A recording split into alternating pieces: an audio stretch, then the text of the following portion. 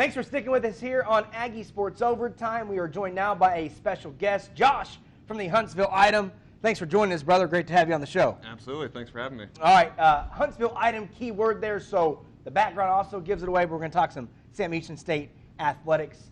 Not a lot in the show for you so far, but that's because both basketball teams are off today. How much needed is that for both the men and the women, the Cats having a little Saturday off? Oh, it's huge. I mean, you look at the men, and the first thing that stands out is who are they going to have to go through in that Southland Conference tournament to get to the NCAA tournament, go to the big dance the first time in over a decade, and that's Stephen F. Austin, a team that's loaded with depth, athleticism, size. The last thing in the world you want to do is go into them on your third or fourth game in as many days. As for the women, it's just all about resting up. They're coming off of a really tough loss, emotionally draining. Came back from 22 down. Jalen Walker pours in a Sam Houston State record, 41 points, but come up just short of the comeback in that one. So just that chance to maybe regroup. They've had a couple of hiccups here and there as of late, so just kind of regroup. A team that's looked as strong as anyone in the Southland Conference and go back out for two huge games to finish out the regular season. Two left, right? Absolutely. Now, on the women's side, the Bearkats have all but wrapped up at least a single bye. They have a chance at a double bye with games against Corpus Christi and SFA. But on the men's side, they're on the fringe right now. They're in the 4 seed and could move up, could also move down if things go against them. Why do the men need a bye in the SLC tournament? How crucial would that be for this Bearkats team if they're going to make a run and make the NCAA tournament? Oh, it's going to be huge, and it's kind of like I mentioned earlier, the last thing you want to do is be having to play an extra game before you have Stephen F. Austin waiting in that championship game or the semis. But, I mean, the other thing is, too, is you just got to get guys like Kai Mitchell. He's a guy that they're going to lean on so heavily, a guy who's made contention for Southland Conference Player of the Year this year. He's a guy that you're going to be leaning on heavy. You're going to need to have him at full strength. Whenever he goes up against an SFA team that the Bearkats, as good as they can be playing, they're going to be undersized against. Yeah, no doubt about it. All right, how about the women and the men, a couple weeks from Katy, no matter what seed they get, can either of them make a run to, what is it, Saturday final? Saturday and Sunday. Saturday, Sunday for the Good question, women. Justin. Yeah. I don't read what Mike puts in the prompter ever. Sticking with it today, though.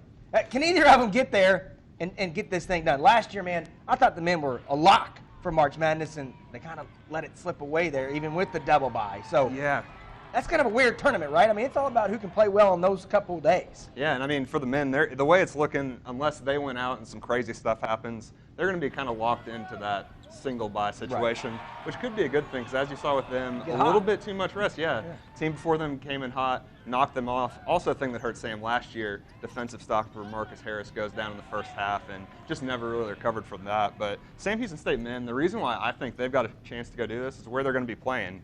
Katy, which is right outside of Houston, the biggest Sam Houston State hotbed anywhere in the country. I mean, I went to get down to a game at Rice.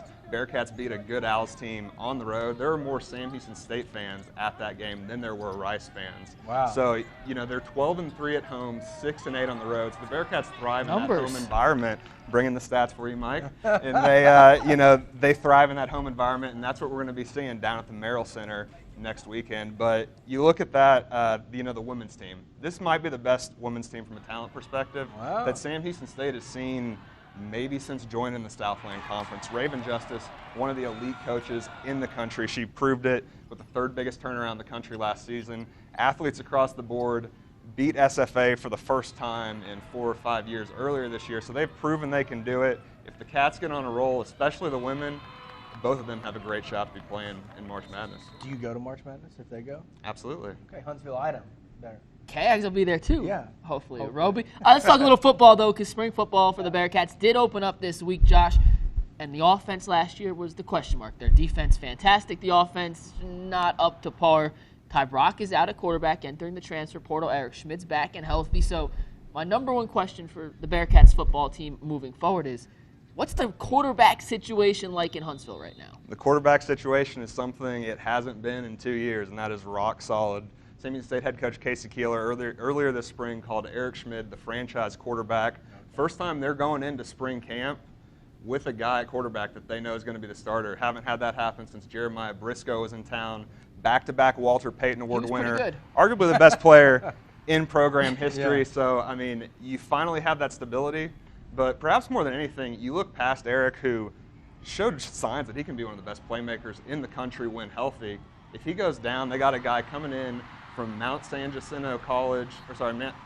Antonio College, out in California, going to be a junior, but has 3 years of eligibility. Okay. What they would like to do is redshirt him, so they have that position set for 3 years. But if they need to have him, he's a guy who's a 2-star prospect coming out of high school, and he was originally committed to Army. So they love the fact that he has that power run capability that, just like Schmid, he comes in the game and he's an instant threat with his legs.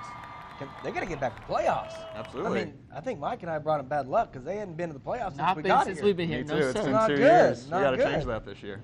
Man. All right. The old saying, what is it? If you have 2 or 3 quarterbacks, you don't have one. You don't have any. You don't have any. Yeah, to get it right. You don't have, whatever. You know what I'm saying. They got We one don't this do year. math on ASO. Point is, we love Ty Rock. We love Eric Schmid. Just juggling him in and out. There's no way they could have gotten a rhythm. There's no way possible. No, absolutely. And Keeler said it. Like, I talked to him earlier this week.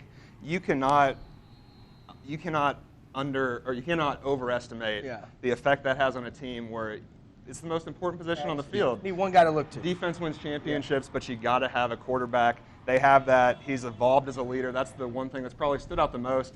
Eric Schmidt's confidence has just grown leaps and bounds now that he knows he's the guy. From week 2 or 3, whenever he finally got that job, it seemed like week by week, even whenever he was out with the injury, the way he talked with his teammates, the way guys were drawn to him, you could tell that he was the guy and that they believe that he's the guy that can lead them to a national championship. All right, Mike, you got anything else? Josh is good. He brought the numbers today. Usually he's just a common sense guy, but he got the stats to back it up today, Josh. Way to step up, kid. Thanks for having me. All right, that was fun. We're going to wrap up ASO after the break with our play of the week. Keep it here. Thanks again, man. Thank you.